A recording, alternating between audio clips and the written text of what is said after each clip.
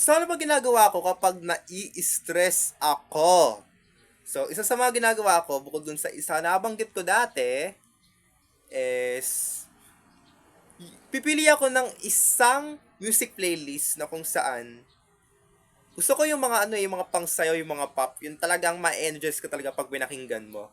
Yung parang hindi mo papapigilang sumayaw kapag pinakinggan mo yun.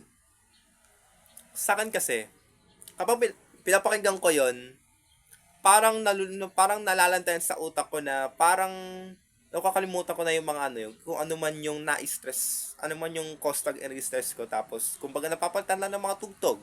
Kumbaga, happy vibes lang, good vibes lang. Kumbaga, yun ang importante. Kaya to yung nagiging power ng music eh.